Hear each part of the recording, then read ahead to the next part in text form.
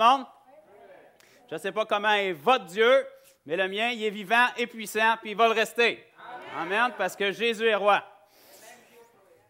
C'est le même, vous avez le meilleur. Fait qu'on a Suzanne à qui je vais m'adresser ce matin, qui a le même Dieu que moi, elle va comprendre de quoi je parle. Fait que fidèle à moi-même, je vais commencer par des témoignages. Est-ce qu'il y a des objections? Non.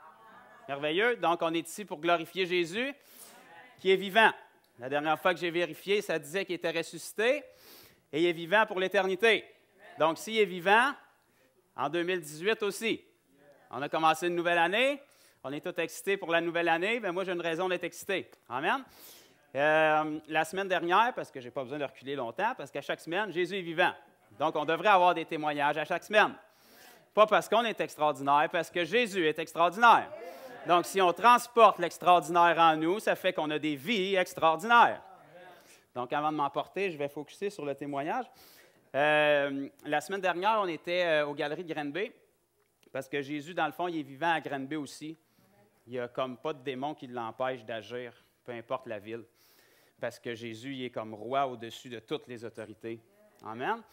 Fait qu'il y a une sœur de Drummondville qui nous avait contactés parce qu'elle avait vu des vidéos puis tout. Je n'étais pas au courant que c'était une sœur en Christ. Je savais juste qu'il y a une madame qui venait nous rencontrer aux Galeries de Granby parce qu'elle avait besoin de guérison physique. Et puis finalement, elle est venue avec sa sœur, sa vraie sœur biologique, puis un frère qui était avec eux. Donc finalement, on a eu l'opportunité de rencontrer des frères et sœurs qu'on ne connaissait pas encore. Et puis on les a rencontrés ici à la foire de restaurant à Granby. Et puis, c'est ça, ils avaient entendu parler de ce qu'on faisait par des vidéos et tout. Et fait que, on a commencé à jaser avec eux, puis après avoir partagé un petit peu, parce que c'est toujours agréable de partager entre frères et sœurs, puis on a tout le temps beaucoup à se dire. Puis en plus, elle avait été en Israël avec Mario, donc elle nous a raconté son voyage. Et puis, bon, elle avait des gros problèmes d'arthrose, ça faisait des années, puis la semaine précédente, elle s'était blessée en pelletant. Est-ce qu'il y en a qui ont pelleté ici? C'est arrivé à quelques-uns. Ça ne paraît pas qu'on a eu de la neige dernièrement, là, mais il y en a qui ont pelleté, puis la dame, elle s'était blessée. En fait, elle avait aggravé ses problèmes, donc elle avait des douleurs extrêmes au niveau de sa hanche gauche puis de son épaule. Sa sœur qui était avec elle avait des, ils appellent ça des épines de noir, quelque chose comme ça, de renoir dans le talon. En tout cas, c'est comme, je pense, c'est des fragments d'eau qui fait que c'est douloureux quand elle marche. Elle avait une orthèse pour ça et tout. Donc, on a commencé à prier pour eux. Et ça n'a pas été long, c'est-à-dire environ 2 secondes, parce que Jésus est vivant. Donc, la dame, en priant pour elle, elle ne pouvait pas... elle dit, quand je bouge mon bras, elle dit, je crie tellement c'est douloureux. Là. Fait que... c'est même pas moi qui priais. Okay? Juste pour vous dire que ça n'a pas rapport avec moi. Là. Ma fiancée avec moi, c'est elle qui a prié. Puis le premier coup, la madame a bougé son bras. Elle a dit, il me reste à peine de la douleur. Puis on a reprié une autre fois, puis elle était complètement guérie. Ça a pris environ 10 secondes. Okay? Parce que Jésus est plus fort que l'arthrose. Jésus est plus fort que les douleurs. Jésus est plus fort que les chutes. Sa hanche a été guérie de la même façon. Sa sœur qui était avec elle a été guérie des douleurs qu'elle avait dans son pied. Elle a enlevé son orthèse, elle a commencé à marcher et elle était guérie. Et quand le frère qui était là a vu ça, lui, il a eu plusieurs hernies discales dans le passé, puis il n'était même pas capable de marcher l'année dernière. Il ne pouvait pas se tenir debout plus que 10 minutes. Puis, bon, Dieu avait travaillé dans sa vie. Maintenant, il dit, je suis capable de pelleter, puis ça va vraiment bien. Donc, il glorifiait Dieu pour ça. Mais j'ai dit, bon... est-ce que tu accepterais qu'on prie pour toi? Et j'ai proposé, j'ai dit peut-être qu'on peut vérifier tes jambes, parce que souvent les gens qui sont blessés ont au dos, ils se retrouvent à avoir une jambe plus courte que l'autre, et comme de raison, c'était le cas. Donc Jésus a allongé sa jambe devant ses yeux, puis il nous a dit textuellement, il dit, j'ai senti mon dos comme des cordes de guitare, puis il dit, avant, j'avais tout le temps comme un petit lousse dans ma jambe quand je marchais, puis il dit, là, ça a comme tiré, puis il dit, je ne sens plus rien. Donc, gloire à Jésus. Okay? Ça s'est passé ici à Granby, aux Galeries de Granby. Okay? Je n'avais pas une chorale qui chantait autour de moi. Il n'y avait personne qui faisait brûler de l'encens. Je ne me suis pas mis à genoux, je n'ai pas crié, parce que Jésus est en nous, c'est lui qui fait les œuvres. Tout ce qu'il nous demande, c'est d'être obéissant. Amen. Et puis là, ces gens-là, la dame, la première qui a été guérie, était très excitée, puis je lui ai dit, bien, voulez-vous rester avec nous pour pouvoir les redonner ce que vous avez reçu? Et sa réponse a été oui. C'est la bonne réponse à donner. Jésus a dit, vous avez reçu gratuitement, donnez gratuitement. Si Jésus passe par nous, il va passer par vous. Si Jésus a guéri cette dame-là, il veut guérir à travers elle, parce que mon Jésus est le même que le sien. Donc, elle a dit, ça fait tellement longtemps que je dis à Dieu que je vais être utile, que je veux le servir. Et ça, c'est normal. Ça devrait être le désir qu'il y a dans chaque enfant de Dieu. On a été créé pour servir. On n'a pas été créé pour battre de l'air et perdre notre temps. Okay? Vous avez été créé pour être vivant, actif et servir Dieu. Dieu n'est pas là pour nous. Nous sommes là pour Dieu. Nous sommes là pour Dieu, pour le servir, pour l'avancement de son royaume. Donc, on est parti avec cette dame-là, puis on a approché plusieurs personnes, puis il y en a qui n'étaient pas intéressés, il y en a qui refusaient. C'est là où la majorité des chrétiens auraient dit clairement, Dieu n'est pas avec nous, on n'est pas dans sa volonté, on va retourner chez nous, on va prier en langue, puis on va pleurer sur notre sort. Donc, on n'a pas fait ça. On a continué jusqu'à temps qu'on trouve une personne qui était ouverte.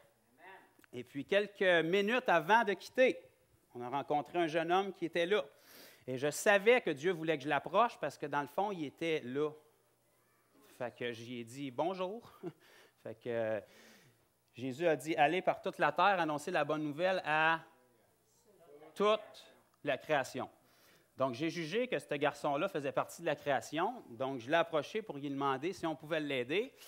Puis, c'est un jeune homme qui était relativement en santé, mais il dit, j'ai des douleurs extrêmes à la gorge. Il dit, j'ai pogné 4 rhumes collés sévères en l'espace de peu de temps. Il dit, je pense que c'est mon système immunitaire qui ne fonctionne pas bien. Puis, il dit, j'ai la gorge en feu. Mais il dit, je ne pense pas que vous puissiez faire quelque chose pour ça. Puis il dit, ce n'est pas la fin du monde.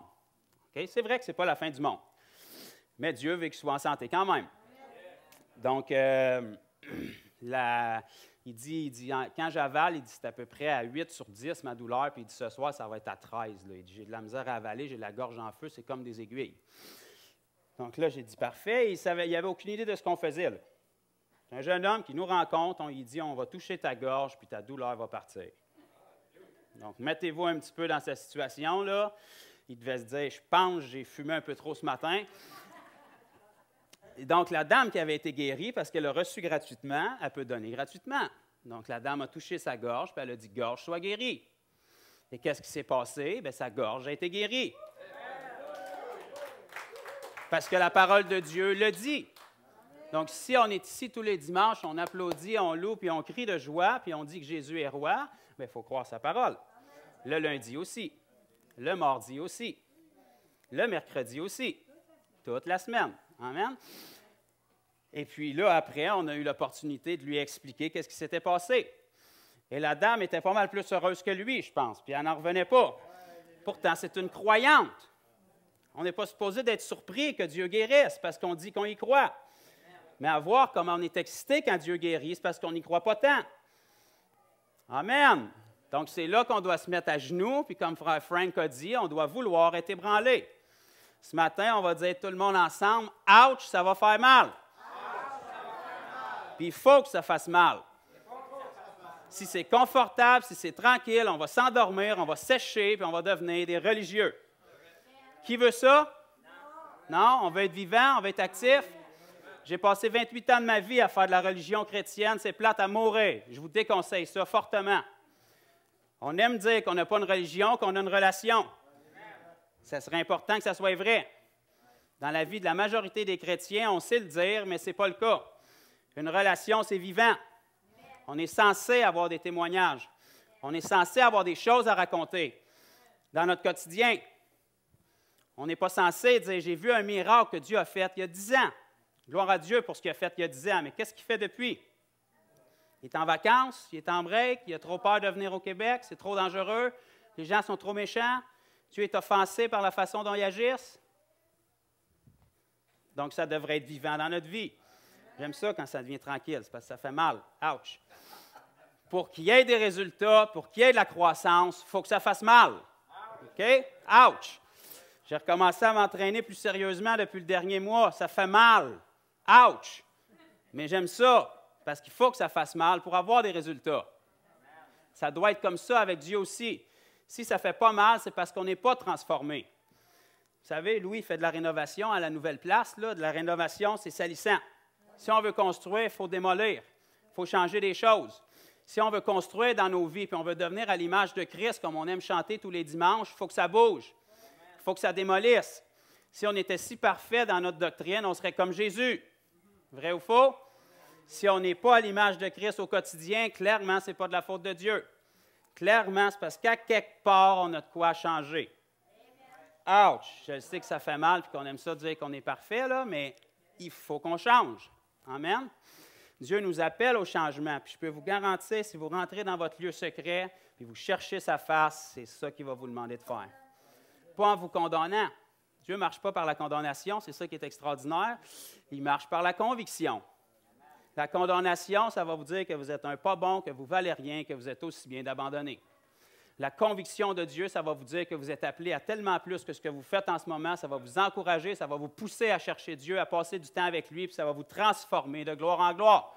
Ça ressemble à ce que la Bible dit, hein? Je pense que j'ai pris ça dans la Bible. Donc, c'est merveilleux. Merci Jésus. Et puis, ce jeune homme-là, il a été grandement touché. On a pu partager, je pense, pendant une demi-heure, 3/4 d'heure plus avec lui. Il y avait aussi un problème avec sa jambe parce qu'il a eu des blessures au dos. Et puis, je peux vous garantir que quand il a vu sa jambe sortir, il est resté un peu sans mots parce qu'elle a sorti pas mal plus longue que l'autre. Fait que ça l'a perturbé beaucoup. Et puis, il nous a dit textuellement, il dit, quand je voyais des vidéos comme ça sur Internet, il dit, je ne croyais pas pantoute à ça. Mais il dit, là, j'ai un problème parce que c'est moi qui est dedans. Voyez-vous comment Dieu, là, son incrédulité, ne l'a même pas offensé. Tu sais, si tu ne crois pas dans Dieu, là, il est Dieu pareil. Hein? Si on ne croit pas dans le soleil, demain matin, il va se lever à la même heure. Ce n'est pas nous autres qui va changer ça. Si tu n'y crois pas, tu n'en bénéficieras pas. Bien, moi, je fais partie de ceux qui aiment croire. J'ai essayé les deux, puis je peux vous garantir, c'est tellement plus agréable de croire. L'incrédulité, c'est nul, c'est tellement triste. Croyons seulement. Amen. Ce jeune homme-là, il m'a réécrit au courant de la semaine parce qu'il a liké la chaîne YouTube et tout, puis il m'a dit, j'aimerais ça que vous veniez prier pour ma grand-maman. Parce qu'il dit, j'y ai parlé de ce qui s'est passé, puis elle a des problèmes aussi, donc on risque peut-être de la rencontrer prochainement cette semaine. Tout ça parce qu'on était aux Galeries de Granby, puis on a vu quelqu'un. On était tellement dirigés par Dieu. Moi, j'ai un truc que je peux vous partager pour savoir comment être dirigé par Dieu, c'est que je rentre dans mon lieu secret, puis je dis, Dieu, est-ce qu'il y a quelqu'un aujourd'hui que tu ne veux pas que je lui annonce l'Évangile, que tu ne veux pas que je le guérisse, que tu ne veux pas que je le délivre, que tu ne veux pas que je l'aime? Je peux vous garantir que sa réponse va être non. Donc, toutes les autres, vous pouvez les approcher, puis vous êtes libres. C'est merveilleux, hein? C'est le fun d'être dirigé comme ça par Dieu. Les gens aiment ça, dire, ben non, mon frère, il faut respecter des règles, il faut être dirigé, OK? Je vais dire, comme je répète souvent, si vous voulez suivre des règles, allez chez Walmart, achetez-vous une caisse, pointez-la vers quelqu'un, suivez votre règle, mais touchez quelqu'un, OK? Partagez l'Évangile. Soyez l'image de Dieu sur terre. Amen. Ouch! OK. On va rouvrir ça. Ça, c'est dangereux parce que ça me parle tout le temps quand on la rouvre. Donc, je pense qu'on va commencer par prier parce qu'on va avoir besoin du consolateur pour nous consoler. Amen. Donc, Père, on veut juste te remercier pour l'honneur encore à nouveau qu'on a d'être réunis ensemble dans ta présence. On te remercie parce que peu importe les circonstances, tu ne nous abandonnes pas, tu ne nous quittes pas, tu es toujours avec nous par ta présence, tu veux nous parler, tu veux nous transformer. On te remercie parce que tu nous donnes ta parole écrite et ton esprit pour nous la révéler. Père, on veut s'approcher devant toi avec un cœur humble ce matin pour reconnaître nos manquements et pour te dire qu'on veut changer. On veut être ce peuple que tu nous appelles à être. Et on te prie, Père, que la parole qui va entrer en nous ce matin ne soit pas négligée, que ce ne soit pas un autre dimanche dans l'année, que ce ne soit pas un autre événement, un autre message qu'on a entendu, mais que ce soit quelque chose qui transforme nos vies de manière permanente. Dans le nom de Jésus. Amen. Amen. Donc, on va rouvrir dans l'Évangile de Matthieu.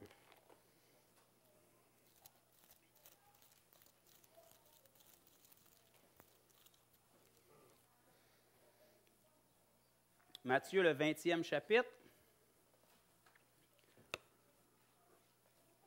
Je ne sais pas s'il y en a qui ont remarqué comment Dieu parlait depuis le début de l'Assemblée.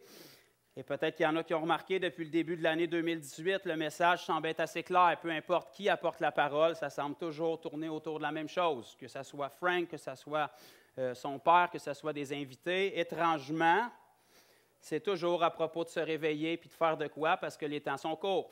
Marie l'a dit ce matin, ça fait 2000 ans qu'on répète les temps sont courts, donc forcément, ils sont plus courts de 2000 ans maintenant. OK? Matthieu chapitre 20, à partir du verset 1. C'est Jésus qui parle.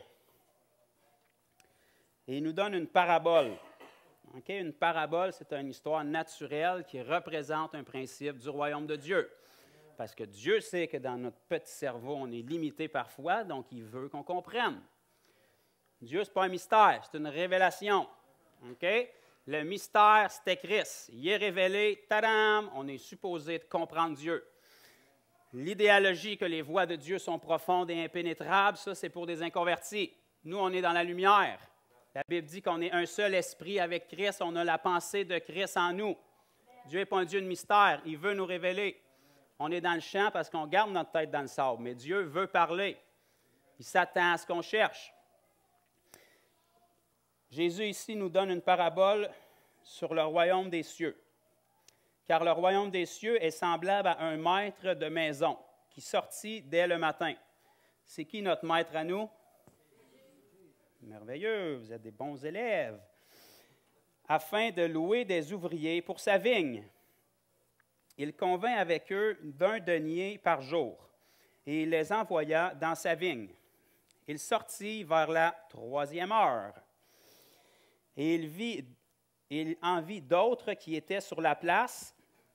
OK, regardez bien les prochains mots. Sans rien faire. OK, des ouvriers qui ne font rien. Il semblerait ici que le maître ne soit pas d'accord avec ça. Qu'est-ce que le maître leur dit? Allez aussi à ma vigne, et je vous donnerai ce qui sera raisonnable. Et qu'est-ce que les ouvriers ont fait? Ils y allèrent, okay? Parce qu'on écoute le maître. Il sortit de nouveau vers la 6e heure et vers la 9e heure, et il fit de même. Ça veut dire qu'à chaque heure, il a trouvé des ouvriers qui ne faisaient rien, et il leur a dit, allez faire quelque chose. Est-ce qu'on est d'accord jusque-là? Est-ce qu'on a besoin d'une grosse révélation? C'est du noir sur blanc textuel. Étant sorti la 11e heure, okay, c'est un maître qui était timé, il sort aux 3 heures. Il en trouva d'autres qui étaient sur la place et il leur dit, pourquoi vous tenez-vous ici toute la journée sans rien faire? Et il lui répondit, personne ne nous a loués. Allez aussi à ma vigne, leur dit-il.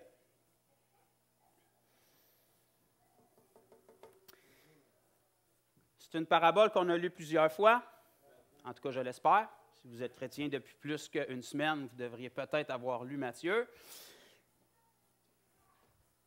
Ce qui semble ressortir dans la parabole, en tout cas ce que moi je vois, peut-être parce que Dieu m'a fait évangéliste, puis quand on lit la parole, si on aime la guérison, tout ce qu'on va voir dans la parole, c'est de la guérison. Si on aime la délivrance, tout ce qu'on va voir dans la parole, c'est de la délivrance. Si on aime l'Évangile, tout ce qu'on va voir dans la parole, c'est des gens qui annoncent l'Évangile. Okay?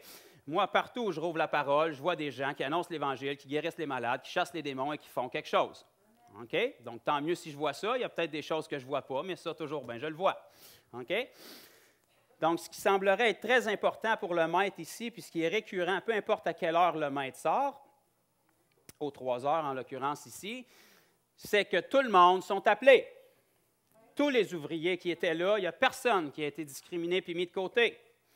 Il ne nous a pas demandé le curriculum, il ne nous a pas demandé leurs expériences. Tout le monde sont appelés. Et ce qui semblait déranger le maître, c'est qu'ils étaient là sans rien faire. Ça veut dire que le maître, ce qu'il veut premièrement, c'est qu'on fasse de quoi? Ça n'a pas besoin d'être parfait, ça n'a pas besoin d'être impeccable. Ce qui compte, c'est qu'on fasse de quoi? Comment est-ce qu'on va pouvoir devenir parfait? Comment est-ce qu'on va pouvoir devenir excellent? Bien, c'est en faisant de quoi? Amen?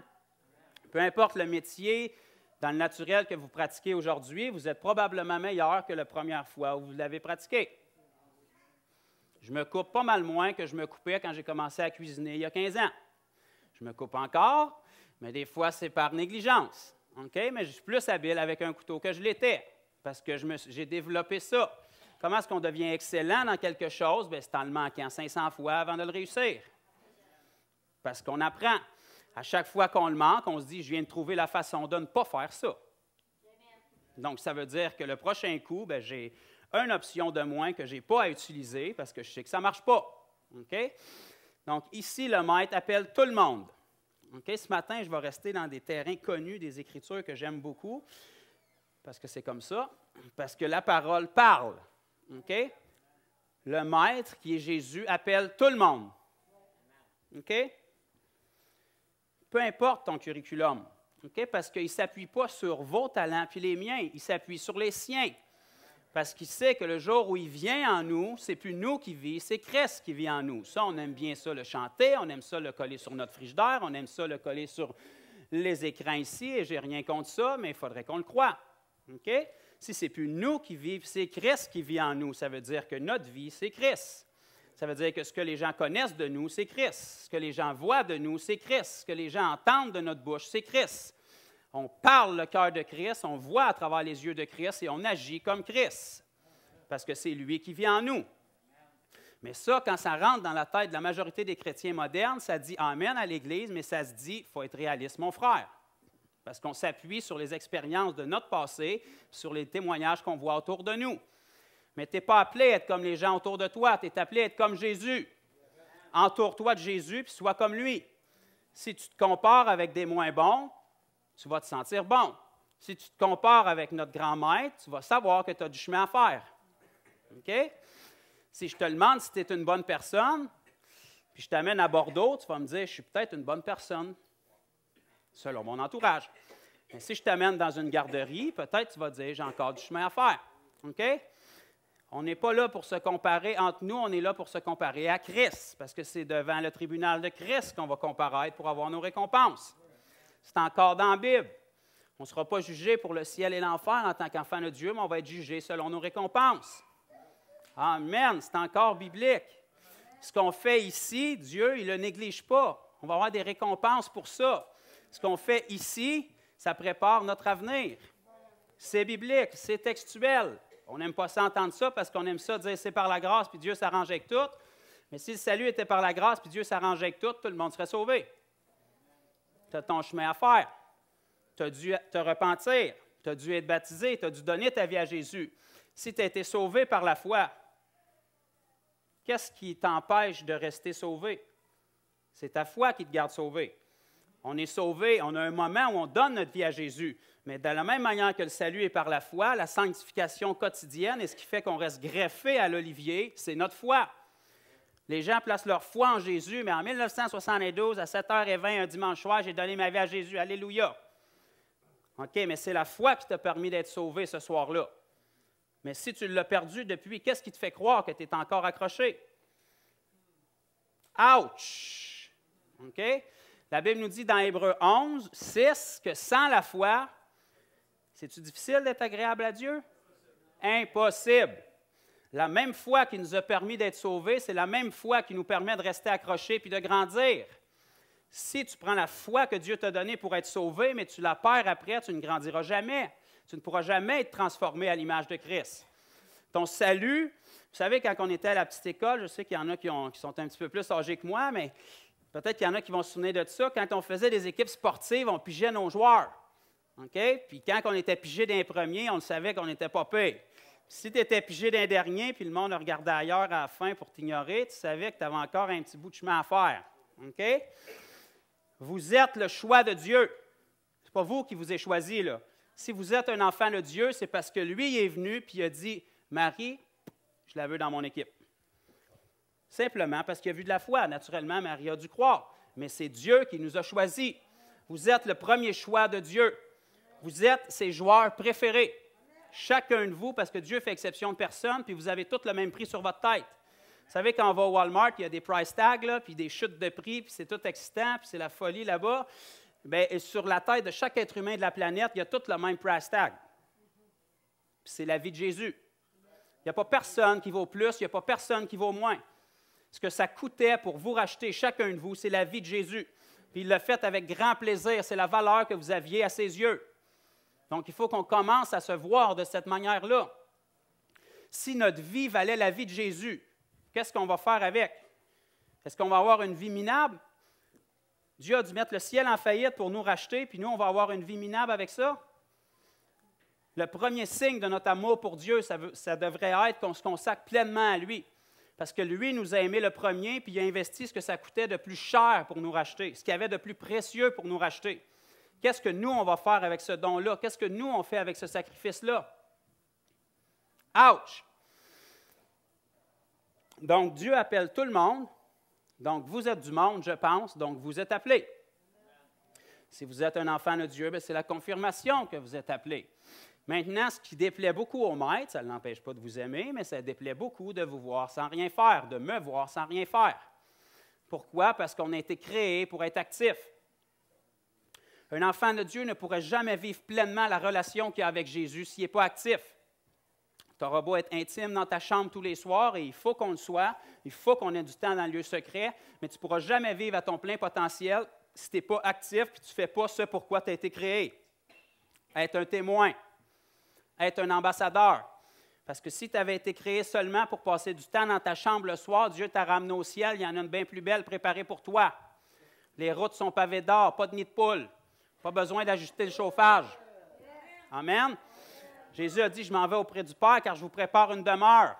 Fait un bout qu'elle prépare, elle va être sa coche. OK?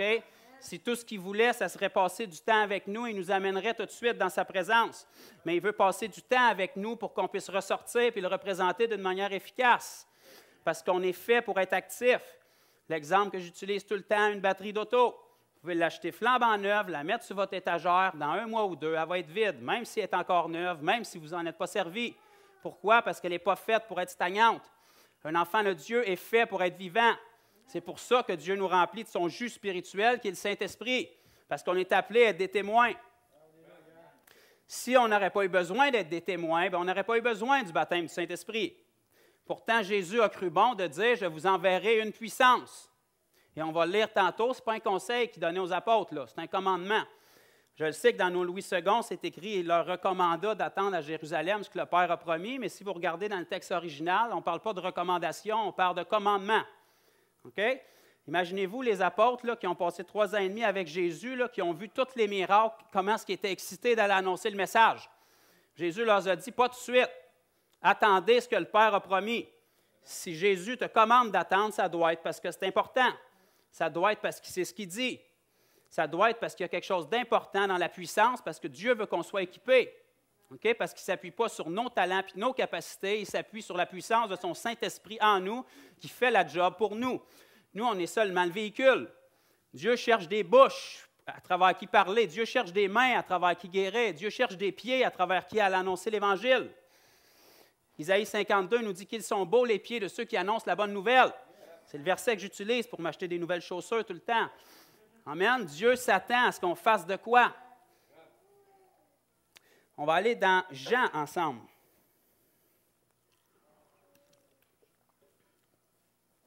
Évangile de Jean.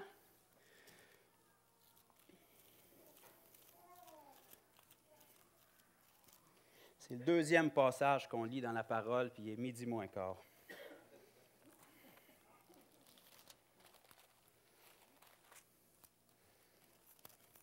Jean, le 20e chapitre.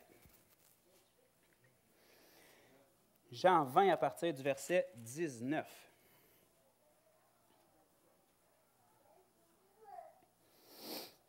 Jean 20, 19, ça nous dit le soir de ce jour qui était le premier de la semaine. Donc, on parle de dimanche. Les portes du lieu où se trouvaient les disciples étant fermées à cause de la crainte qu'ils avaient des Juifs, Jésus vint et se présenta au milieu d'eux et leur dit « La paix soit avec vous ». Okay, les disciples ici n'étaient pas rassemblés dans une soirée de louange en train d'adorer puis de louer Dieu. Là. Ils étaient enfermés dans la condamnation, la crainte parce qu'ils avaient peur pour leur vie. C'était ça leur état de pensée. Okay? Jésus s'est pointé pareil. Il n'a pas été offensé par ça. C'est Jésus qui les a choisis. Ils ne vivaient pas à la hauteur de ce que Dieu les appelait à ce moment-là, mais Jésus n'a pas perdu la perspective qu'il y avait d'eux. Okay? Il est rentré. Là, on parle de Jésus ressuscité, donc les murs ne l'arrêtaient pas. Là. Il est rentré, il a commencé par les consoler, que la paix soit avec vous. Et quand il lui dit cela, il leur montra ses mains et son côté. Les disciples furent dans la joie en voyant le Seigneur. Okay? Ça devrait être notre réaction aussi. On devrait être dans la joie en voyant le Seigneur. Jésus leur dit de nouveau, la paix soit avec vous. Regardez bien ce qu'il dit ici. Comme le Père m'a envoyé, moi aussi, je vous envoie. OK? Donc là, les gens vont dire, oui, mais ça, c'est les disciples. OK? C'est vrai que Jésus s'adressait à ses disciples. Mais si la parole se serait adressée seulement à ses disciples, expliquez-moi comment ça qu'on est sauvé aujourd'hui. OK? Parce que les disciples à qui Jésus parlait sont morts bien longtemps avant votre naissance puis la mienne. Donc, forcément, il faut que ça se transmette de génération en génération. Jésus ne pouvait pas dire à 12 hommes, « Allez et faites de toutes les nations des disciples. » Tu ne peux pas toucher toutes les nations à 12 hommes, à moins de faire un disciple qui fait un disciple qui fait un disciple. OK? Jésus a dit, « Comme le Père m'a envoyé, je vous envoie. » Comme, exactement comme Jésus est envoyé, Jésus nous envoie. Comment est-ce que Jésus est envoyé? Jésus est rentré dans la synagogue un jour, il a rouvert les rouleaux du prophète Isaïe et il a dit, « L'Esprit du Seigneur est sur moi car il m'a oint pour annoncer une bonne nouvelle. » Donc, si Jésus est envoyé et oint pour annoncer une bonne nouvelle, ça veut dire qu'il vous envoie de la même façon. Vous pouvez vous pointer n'importe où et dire, « L'Esprit du Seigneur est sur moi car il m'a oint pour vous annoncer une bonne nouvelle. » Si vous le verbalisez dans ces termes-là, ça se peut que les gens vous regardent un peu drôle, mais vous êtes oint pour annoncer une bonne nouvelle. OK? Pas parce que vous le sentez. Si on a le temps, j'ai une écriture à la fin qui va nous clarifier un peu c'est quoi l'onction de Dieu, là, mais ce n'est pas une question d'émotion. Okay? Vous n'êtes pas oint parce que vous le sentez. Vous n'êtes pas oint parce que vous le voyez dans le miroir. Vous n'êtes pas oint parce que vous avez un frisson. Vous êtes oint parce que Dieu dit qu'il vous a oint. Okay? Parce qu'on ne marche pas par les émotions, on marche par la foi. Donc, si Jésus était oint pour annoncer une bonne nouvelle et que Dieu l'a envoyé pour ça et que Jésus nous envoie comme lui a été envoyé, ça veut dire qu'on est oint pour annoncer une bonne nouvelle. Donc, je vous donne une liberté. Vous pouvez annoncer la bonne nouvelle sans déplaire à Dieu.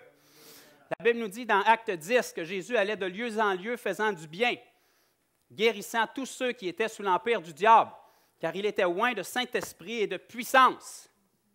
Donc, si Jésus faisait ça et il vous envoie comme il était envoyé, ça veut dire que vous pouvez aller librement guérissant tous ceux qui sont sous l'empire du diable, puis Dieu ne sera pas fâché. Il est d'accord avec ça. OK?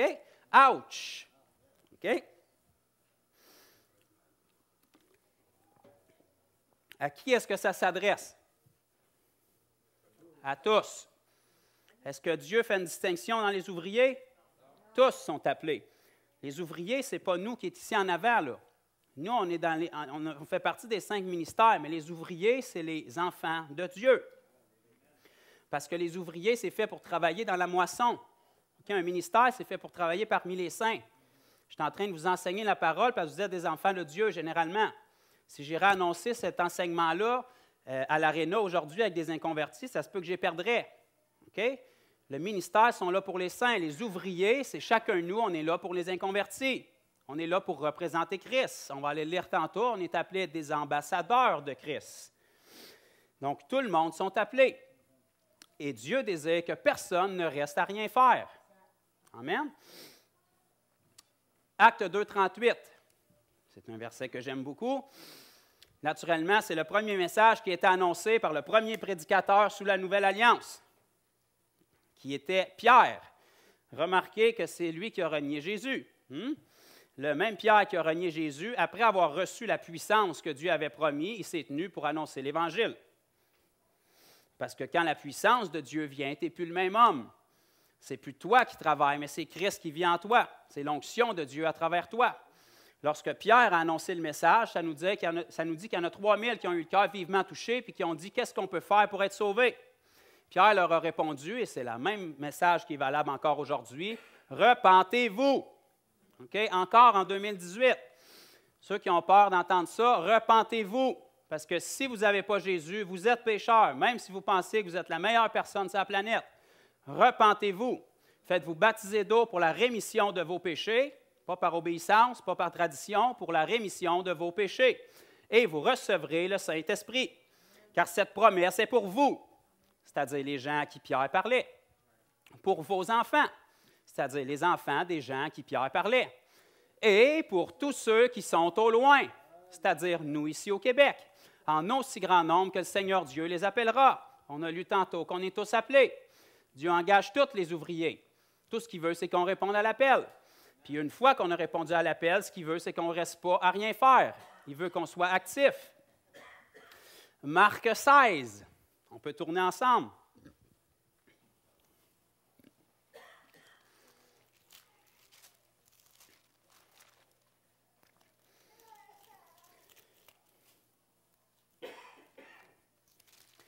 Dans Marc 16, à partir du verset 15, ça va nous dire, Jésus parlait encore à ses disciples, puis il leur dit, « Allez par tout le monde et prêchez la bonne nouvelle à toute la création. » Donc Jésus s'adresse à qui? Aux disciples qui étaient présents avec lui.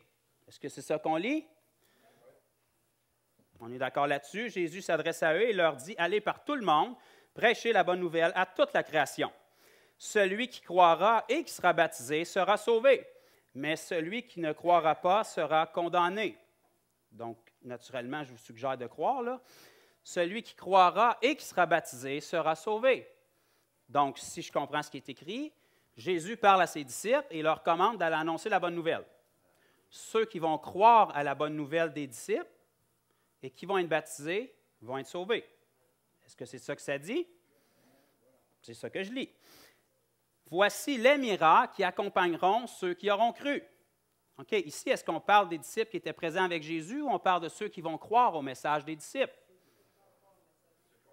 Voici les miracles qui accompagneront ceux qui auront cru. Le groupe de ceux qui auront cru, on vient de lire au verset précédent que c'est ceux qui ont cru et qui ont été baptisés. Donc, ceux qui croient et qui ont été baptisés, voici les miracles qui les accompagneront. Okay, ça ne parle pas des disciples qui étaient présents avec Jésus. Ça parle de ceux qui vont être sauvés par le message des disciples qui sont présents avec Jésus. Vous avez été sauvés par le message des disciples qui s'est transmis à un autre disciple, qui s'est transmis jusqu'à vous. Peu importe la façon dont le message s'est rendu à vous, puis que vous avez pu y croire, c'est parce que quelqu'un l'a transmis. Donc, vous faites partie du groupe que la Bible appelle ici ceux qui ont cru. Donc, vous faites partie des croyants. Le problème, c'est qu'aujourd'hui, les croyants ne croient plus. Okay? Ça doit changer. Parce que ce qui caractérise un croyant, c'est qu'il croit. Vrai? Parce que sinon, moi, je peux dire que je suis un astronaute non pratiquant, un pilote de course non pratiquant, puis je suis le premier ministre non pratiquant. Ça veut dire que je ne suis rien de ça. Pourquoi? Parce que pour être quelque chose, tu dois faire quelque chose. Vrai? Si on dit qu'on est des disciples de Jésus, puis qu'on n'est pas des disciples de Allah, de Bouddha, puis de Mohammed, bien, il faudrait que notre vie le démontre. Parce que si tu dis que tu n'es pas un disciple d'Allah parce que tu n'obéis pas à ses commandements, pourquoi tu dirais que tu es un disciple de Jésus si tu n'obéis pas plus à ses commandements? Donc, tu es autant un disciple d'Allah, de Bouddha, puis de Mohammed, puis de Jésus si tu n'obéis à aucun commandement. Tu es fidèle, tu n'obéis à aucun. Okay? Donc, si on dit qu'on est des disciples de Jésus, c'est parce qu'on obéit à ses commandements. Et ses commandements nous disent d'aller par toute la terre, et surtout de ne pas rester sans rien faire, okay? De ne pas attendre de tout comprendre avant de faire quelque chose. Exact. Pourquoi? Parce que tous les ouvriers sont appelés.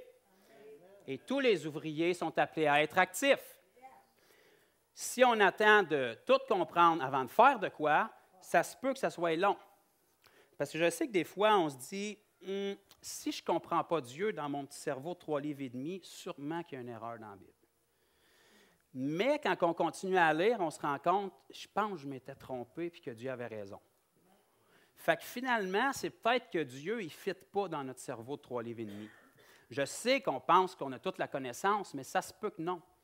Ça se peut dans le fond que Dieu en sache plus. Ça se peut qu'il nous demande de lui faire confiance. Ça serait ce que la parole de Dieu appelle de marcher par la foi. Amen.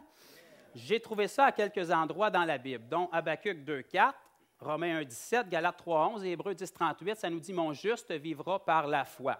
Okay? Ça, on aime ça, répéter ça, parce que ça fait beau dans un langage chrétien. Mais ce que ça veut dire, marcher par la foi, ça veut dire de marcher par la foi. Ça veut dire que tu crois ce que Dieu dit. C'est quoi la foi? C'est croire ça. C'est pas dire que tu crois ça. Ce n'est pas le coller sur ton frigidaire. Ce n'est pas dire à tout le monde que tu crois ça. Ce n'est pas commencer à confesser ça à haute voix qui veut dire nécessairement que tu y crois. OK? La parole de Dieu nous dit « parle à la montagne ». Et si tu ne doutes pas dans ton cœur, qu'est-ce qu'elle va faire? Elle va se tasser. Le signe que tu as la foi, ce n'est pas de parler à la montagne. Tu peux y parler à journée longue. Le signe que tu as la foi, c'est qu'elle se tasse. Amen? Les fils de Sceva, dans la parole, ils ont parlé aux démons. Ça ne veut pas dire qu'il y avait la foi. Ce n'est pas tassé. Il les a battus puis il les a mis à nu. Le signe que tu as la foi, c'est qu'elle se tasse. Naturellement, ça commence par la parole. Ça commence, mais c'est une action. Okay? On a été programmé dans les milieux chrétiens à confesser, à parler, mais c'est souvent très impersonnel. Okay? On parle à partir de n'importe quel endroit, sauf la foi. On se met à prier quand on a une mauvaise nouvelle. Là, on ne prie pas dans la foi, on prie dans la crainte. On se met à prier quand les choses arrivent dans notre vie et que ça ne va pas de notre côté. Là, on ne prie pas dans la foi, on prie parce qu'on va avoir ce que nous, on veut. On veut que notre vie soit bien, calme et paisible, puis quand nos circonstances sont bouleversées, là, on a besoin de Dieu. Okay? Puis on se demande pourquoi Dieu ne nous exauce pas. Si tu pries dans la haine, la colère, la frustration puis l'incertitude, attends-toi pas que Dieu t'exauce, tu vas prier toute ta vie, il n'y aura rien. Dieu exauce une prière, c'est la prière de la foi. Dieu exauce un désir, c'est quand tu pries pour sa gloire. Okay? On ne prie pas pour nous. Toute prière qui est élevée à Dieu, qui est pour notre intérêt, ça vaut zéro. Okay? Ce n'est pas ancré dans une source de foi. Ce n'est plus nous qui vivons, c'est Christ qui vit en nous. Donc, tout ce qu'on demande à Dieu selon sa volonté, ça devrait être pour sa gloire. Que Dieu soit glorifié par nos vies, que ce soit lui qui soit mis en avant. Okay? Dieu n'a rien à faire que tu aies une piscine 28 pieds au lieu d'une 16, si ce n'est pas pour baptiser plus de monde. Okay? Si son nom n'est pas glorifié, si sa gloire n'est pas visible dans ta vie, pourquoi est-ce qu'il t'exaucerait? Dieu n'est pas là pour nous, nous sommes là pour Dieu. Il nous a sauvés, il nous a choisis pour qu'on le serve lui, pour qu'on le représente ici sur terre. Vous êtes la voix de Dieu ici sur terre. Comme dans l'Ancien Testament, Dieu parlait par les prophètes, maintenant il y en a des milliers à travers la planète, puis on dirait qu'ils ne parlent plus. Ça serait temps qu'on se rouvre la bouche. Ça serait temps qu'on ait des beaux pieds qui annoncent la bonne nouvelle. Okay? Ça serait temps qu'on croie ce que la Bible dit, puis quand on se lève le matin, puis qu'on ne se sent pas bon, pas assez fort, pas assez loin, pas assez instruit, on lise la parole, puis qu'on dise qu'on est le premier choix de Dieu, il nous a choisis, on est l'équipe d'élite, puis il nous envoie. La seule raison pourquoi on s'est levé un matin, c'est pour ça.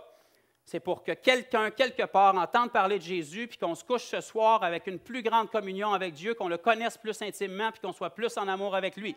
Si ce n'est pas la raison qu'on s'est levé un matin, puis ce n'est pas ce qu'on a dans notre cœur quand on se couche ce soir, c'est parce qu'on a manqué quelque chose dans notre journée, puis on a perdu du temps. Ouch! Amen? Ça devrait être notre quotidien. Pourquoi est-ce que les nouveaux convertis font plus de progrès souvent que les gens qui sont sauvés depuis 10 ans, 15 ans, 20 ans? C'est parce qu'ils cherchent des réponses. Mais à un moment donné, on pense qu'on en sait assez, qu'on arrête de chercher, on arrête d'avancer. On ne marche plus par la foi, on s'assied sur notre salut, puis on attend l'enlèvement. L'enlèvement, ce n'est pas une mission de sauvetage. Marie l'a dit tantôt, on doit mettre de l'huile dans notre lampe parce que Jésus vient rechercher son épouse. L'enlèvement, c'est un mariage, c'est joyeux, c'est glorieux. Quand Jésus devrait revenir, on devrait être déchiré parce qu'on se dit, il y a encore des hommes à sauver, puis on est tellement passionné d'annoncer l'Évangile puis de voir Dieu agir. Ce n'est pas une mission de sauvetage d'enlèvement. On est appelé à être une glorieuse épouse, okay, qui est passionnée, qui se prépare, puis qui est en relation, puis en intimité avec son Dieu, mais ça doit transparaître dans nos vies. La Bible nous dit qu'en contemplant sa gloire dans le lieu secret, on est transformé de gloire en gloire. Ça, c'est en contemplant sa gloire. Donc, tu peux me dire que tu passes 6 heures par jour dans ta chambre, que tu as des révélations, des visions, que Dieu t'apparaît tous les soirs pour venir te toucher, qu'il y a un ange qui t'apparaît avec une pincette de feu qui touche ta bouche, puis que tu as des visitations extraordinaires, j'en ai rien à faire. Si ta vie ne le démontre pas, clairement, il y a quelque chose qui ne marche pas. Si tu rencontres Jésus à tous les soirs, puis que Dieu te révèle des choses, puis que Dieu te parle à travers les roches, les arbres, la nature, le vent, mais que ta vie n'est pas changée, j'en ai rien à faire. Porte des fruits de ce que tu dis. Quand les scribes et les pharisiens sont venus rencontrer Jean-Baptiste pour être baptisés, il a dit « Amenez-moi des fruits de repentance. » Okay? Jésus a dit « On va juger un arbre par ses fruits. » On aura beau avoir de l'air spirituel tant qu'on veut, si notre vie ne représente pas Christ, ce n'est pas de la faute de Dieu. Forcément, c'est parce qu'il y a quelque chose qu'on ne comprend pas. Soit qu'on néglige notre temps avec Dieu, ou soit qu'on est simplement charnel. Et la majorité de l'Église aujourd'hui se retrouve complètement dans ces deux situations-là. Et je me parle à moi le premier. On doit changer, on doit être plus spirituel. On est rendu dans une époque où le chrétien normal pense que le summum de l'expérience spirituelle, c'est ici le dimanche avec de la belle musique quand ça sent bon et qu'on a des frissons. Ça, mes amis, même si c'est extrêmement agréable, c'est complètement charnel. Ça touche vos émotions. Dieu n'est pas plus présent quand vous avez un frisson ici. Dieu ne vous aime pas plus quand vous avez un frisson ici. Vous n'avez pas attiré l'attention de Dieu plus quand vous avez un frisson ici. Si vous voulez être spirituel, rentrez dans votre chambre le lundi soir sur vos genoux, puis quand ça commence à faire mal, puis qu'il n'y a pas de musique, puis que vous avez chaud, vous continuez à le louer puis à le prier de la même façon. Dieu, je te remercie parce que tu es avec moi, je suis loin, ta présence est là. Je suis ton premier choix. Tu m'as appelé, tu m'as envoyé, tu m'aimes, tu vis en moi, tu es constamment avec moi. Tes pensées pour moi sont incalculables. Ça, c'est de la foi. Ça plaît à Dieu. Ça, c'est une expérience spirituelle.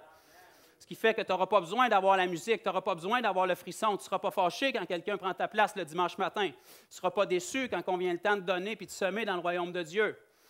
Pourquoi? Parce que tu es habitué à marcher par la foi. Tu es habitué à servir Dieu puis à l'aimer, pareil comme s'il était devant toi, même quand tu ne le ressens pas puis même quand tu ne le vois pas.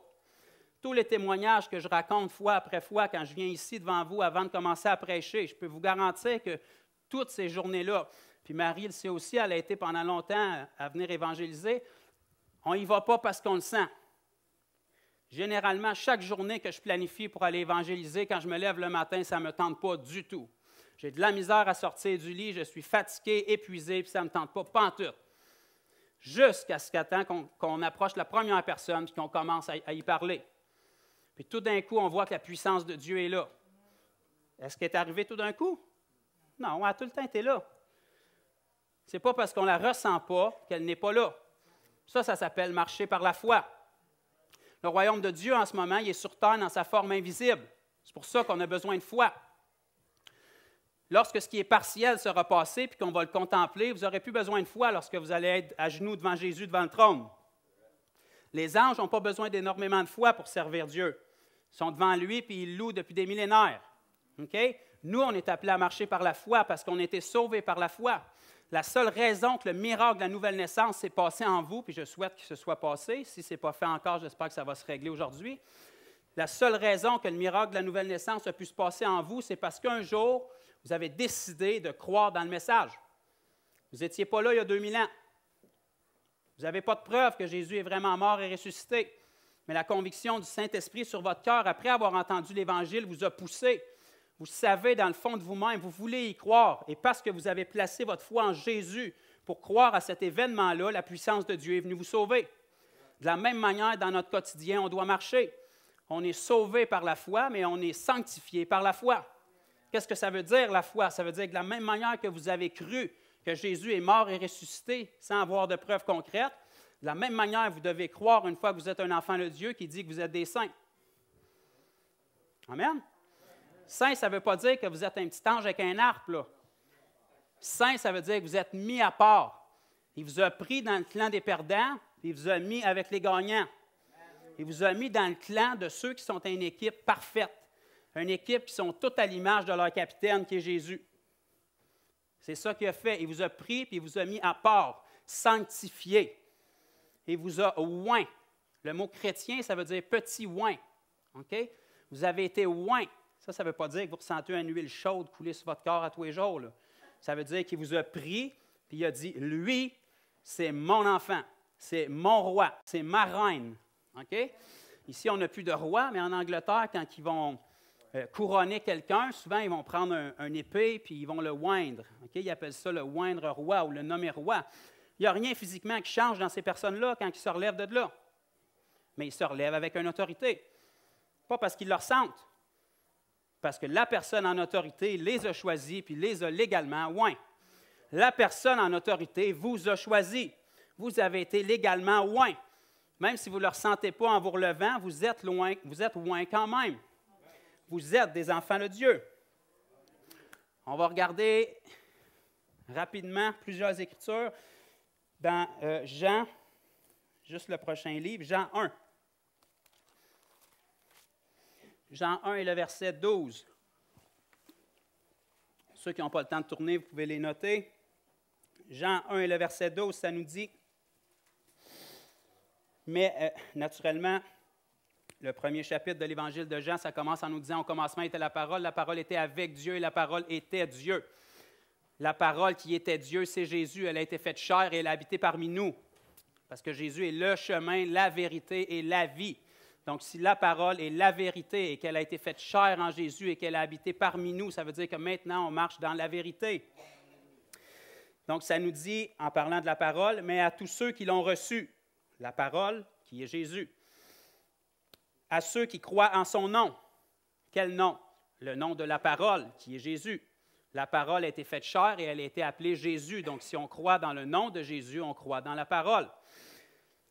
À ceux qui croient en son nom, elle a donné le pouvoir de devenir enfants de Dieu, lesquels sont nés non du sang, ni de la volonté de la chair, ni de la volonté de l'homme, mais de Dieu. Votre corps est né de l'homme et de la femme encore en ce moment, mais votre vraie personne qui est en vous, votre esprit, l'esprit qui anime Louis en ce moment, il est né de Dieu. À l'origine, il n'était pas né de Dieu, il était déchu et né de ce monde. Mais le jour où Louis s'est repenti puis il est né de nouveau, il y a un miracle qui s'est produit, pareil comme l'Esprit qui est venu sur Marie, la mère de Jésus, puis qui a créé Jésus. L'Esprit est venu sur Louis puis il a créé un enfant. Dieu a semé un fils et on récolte ce que l'on sème. Si Dieu sème un fils, c'est pour récolter des fils. Ça doit être pour ça que la parole nous dit que Jésus n'a point eu honte de nous appeler ses frères et ses sœurs. Pourquoi? Parce que si Jésus est un fils, bien nous, on est des fils et des filles. Jésus était l'aîné d'une grande famille. C'était le premier-né d'une nouvelle race d'êtres humains, qui est nous. Amen. Galates 3, 26.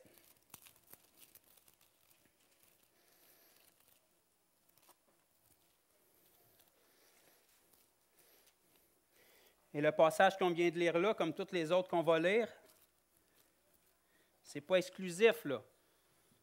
Si vous avez cru, vous êtes un enfant de Dieu. Il n'y a pas de super enfants, il n'y a pas de moins bons enfants. Vous êtes un enfant de Dieu, choisi de Dieu. Vous avez été né de Dieu comme tous les autres. Galates 3, 26 nous dit, « Car vous êtes tous fils de Dieu, par la foi en Jésus-Christ. » Il n'y a pas d'exception. Dieu n'est pas un Dieu qui fait de la discrimination. Tu es en Jésus-Christ ou sans Jésus-Christ. Point final. Tu crois, tu as été sauvé. Tu ne crois pas, malheureusement, tu es condamné. Change ta façon de penser avant qu'il soit trop tard, parce que si tu es condamné, dans le fond, ça veut dire que tu es condamné. Fait que personne ne veut être condamné, j'imagine. Si tu es un incrédule, je suis désolé, mais Dieu dit que tu es condamné. Puis il t'aime assez pour te le dire. Donc, reste pas incrédule. Je peux vous le dire, j'ai essayé d'être incrédule, c'est tellement nul. Soyons des croyants. Amen. 2 Corinthiens 5, 17. « 2 Corinthiens 5, 17, ça nous dit, si quelqu'un est en Christ, est-ce qu'il y en a ici, là, on parle de Jésus-Christ, hein? Juste que vous me compreniez bien quand je dis si vous êtes en Christ, là. Si quelqu'un est en Christ, qui est en Christ ce matin? Bon, il y en a quelques-uns, OK. Bon, donc je m'adresse à ces personnes-là. Ceux qui sont en Christ, il est une nouvelle créature. Dans le fond, une nouvelle créature, ça veut dire une créature qui n'existait pas avant. Fait qu'elle est comme nouvelle. Fait que vous êtes devenu une nouvelle créature. Les choses anciennes sont passées, voici toutes choses sont devenues nouvelles. Donc, si les choses sont devenues nouvelles, dans le fond, c'est parce qu'ils ne sont pas comme celles qui étaient avant. Même si vous ne le sentez pas, même si vous n'êtes pas d'accord, bien, Dieu dit ça. Fait que si vous avez la foi, vous croyez ce qu'il dit, puis vous agissez de la sorte. Dieu ne vous regarde pas où est-ce que vous êtes en ce moment, il vous regarde pour où est-ce que vous êtes appelé. C'est ça la conviction de Dieu. Peut-être que vous vous êtes planté. Peut-être que vous avez fait des erreurs. Je vous confirme que vous en avez fait puis que j'en ai fait. C'est vrai ce qu'on a fait. Mais la vérité, c'est que Dieu vous appelle à autre chose. Vous avez pu à faire des erreurs. OK? Vous n'avez pas à pécher constamment. Jean va nous dire, bien-aimés, sachez que si vous péchez, vous avez un avocat auprès du Père. Jean ne dit pas quand vous allez pécher. Non, parce que tu n'es pas obligé de pécher. Dieu veut relever, Dieu veut consoler, Dieu veut guérir. Mais ce que Dieu veut encore plus, c'est qu'il n'y ait plus besoin de te relever parce que tu n'as pas besoin d'être blessé. Tu n'as plus besoin d'être consolé parce que tu n'as pas besoin d'être offensé. Ce qui est encore mieux que de relever quelqu'un, c'est que tu n'aies pas à le relever, qu'il soit fort et qu'il ne tombe pas. OK? La seule raison pourquoi on est blessé, offensé, déçu, c'est parce qu'on est charnel. Quelqu'un ne pense pas comme nous autres. Qu'est-ce que ça peut bien faire? Si Jésus avait été comme ça aurait été le chrétien qui a eu besoin du plus de consultations chrétiennes de sa vie. S'il y avait eu des psychologues chrétiens dans le temps de Jésus, Jésus, ça aurait été le candidat numéro 1. Il a été blessé, trahi, jugé, mal compris par tout le monde pendant tout son ministère. Ça a-tu changé le cœur de Jésus? Non. Jésus est ressuscité, puis il a dit aux femmes au tombeau, « Allez dire à mes frères. » Il n'a pas dit à la gang de pourris qui m'ont laissé tomber, qui sont cachés dans la maison en ce moment, les portes barrées. Il a dit à mes frères, « C'est-tu vrai que c'était des pas bons qui l'avaient laissé tomber et qui l'avaient trahi? » Oui.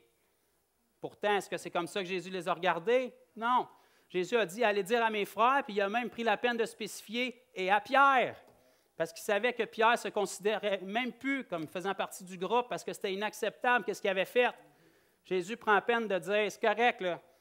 Cancellez le party de dépression, là, je suis revenu, je suis de votre bord, vous étiez dans le champ, mais là, mec, je mette mon esprit en vous, vous allez commencer à être des gagnants en place d'être des perdants.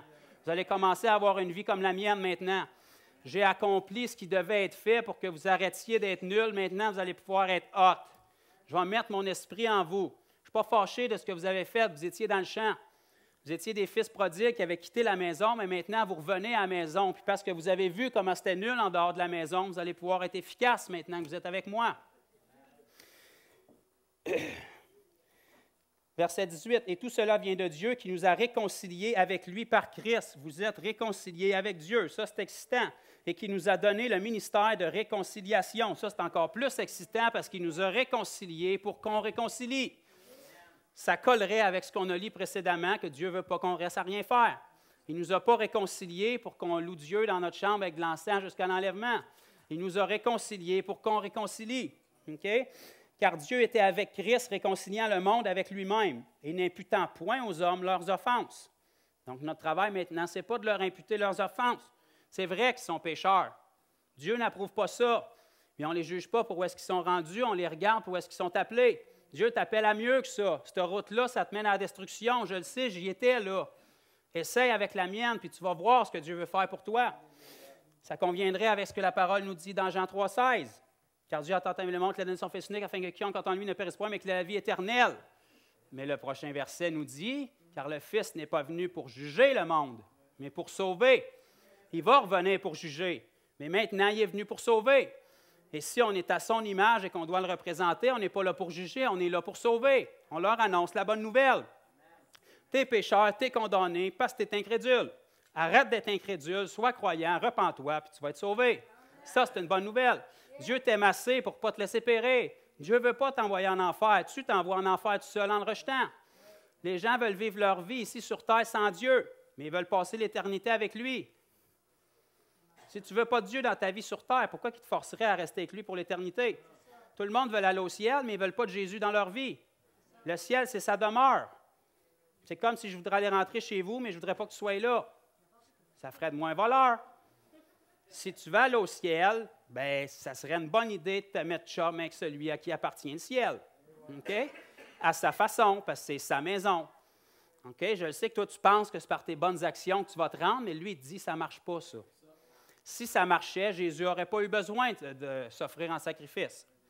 Donc, s'il te dit que tu as besoin de te repentir, d'être baptisé d'eau et de recevoir le Saint-Esprit, ça doit être parce qu'il sait ce qu'il dit. Amen.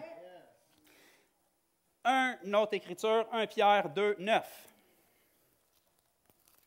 Si vous êtes tanné avant moi, vous pouvez partir, là, je ne vous retiens pas.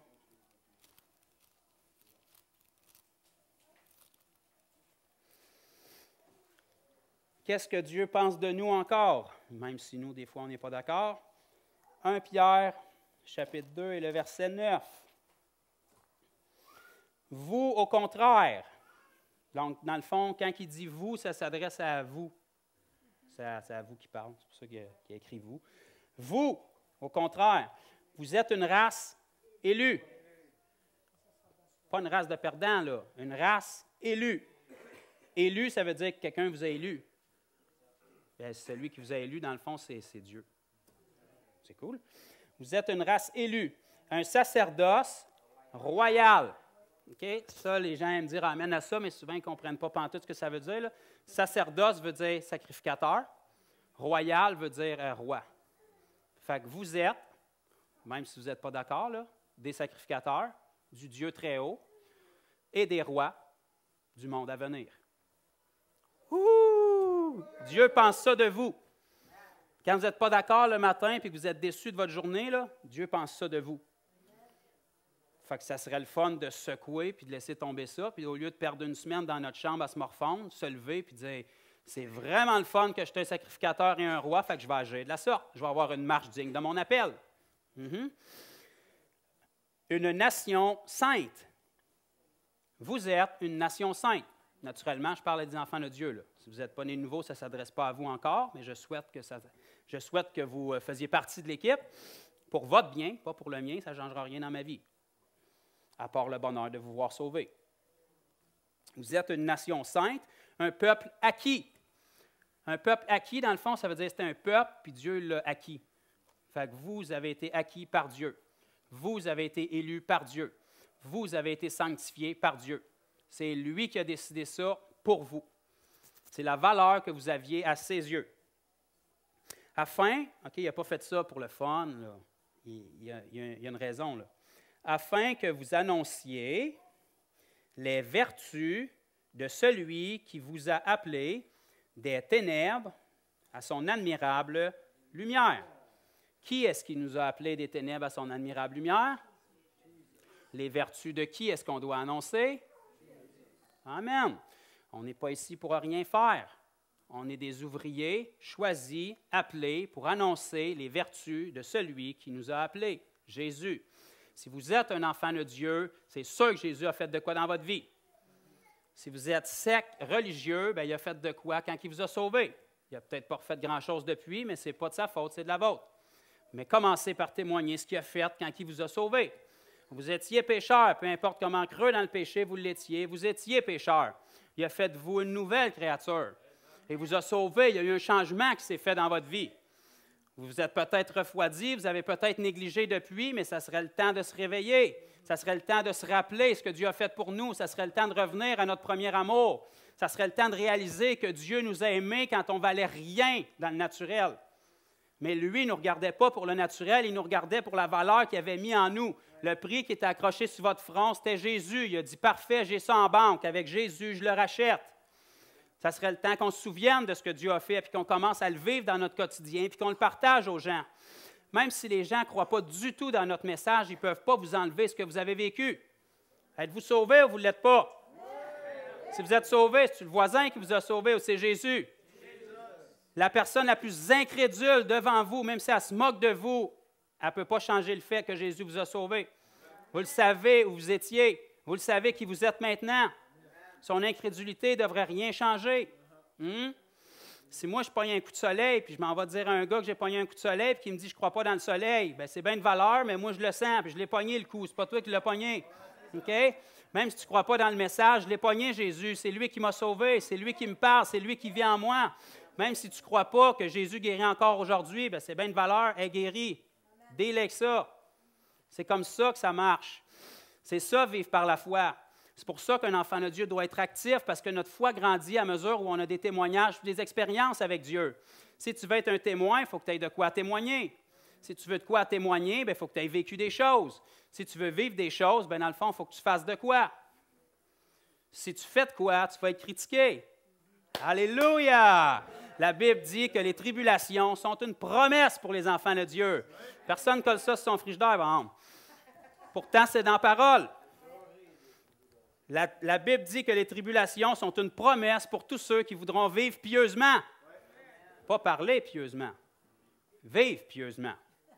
Dites que Jésus guérit, ça ne dérangera pas grand monde. Guérissez les malades, ça va déranger du monde. Essayez-les, je vous le dis. OK? Donc, on doit se réjouir dans les tribulations parce qu'on sait qu'on fait de quoi de bien. Si tu n'as pas d'opposition, si tu n'es pas dérangé, il y a de quoi qui cloche. Si tu as de l'opposition et tu es dérangé parce que tu fais des niaiseries, ça, c'est ton problème. Ça n'a pas rapport avec Dieu. Si tu prends des meilleures décisions, tu vas t'éviter des problèmes. Ce conseil que je peux vous donner, si on prend des meilleures décisions dans notre quotidien, on va se sauver beaucoup de problèmes plus tard. on va se sauver beaucoup de tribulations qu'on pense qui sont pour l'Évangile, puis en fait, c'est juste parce qu'on a été stupide dans nos décisions. Pense comme Dieu, parle comme Dieu, agis comme Dieu, puis tu vas te sauver bien des problèmes. Tu vas limiter tes tribulations à celles qui sont pour l'Évangile. Okay? Tu vas être persécuté simplement parce que c'est Jésus en toi. Okay? Tu ne seras pas persécuté parce que les gens ne t'aiment pas, tu vas être persécuté parce qu'ils n'aiment pas ce que tu laisses transparaître. Tu vas être persécuté parce qu'ils n'aiment pas ton message. Tu vas être persécuté parce que tu leur expliques que le surnaturel existe encore aujourd'hui. Dieu est surnaturel de nature. On a un Dieu surnaturel. Ça veut dire qu'il y a le naturel, puis sur le naturel, il y a Dieu. Fait que si tu es dans le naturel, c'est normal que tu ne comprennes pas lui qui est sur le naturel.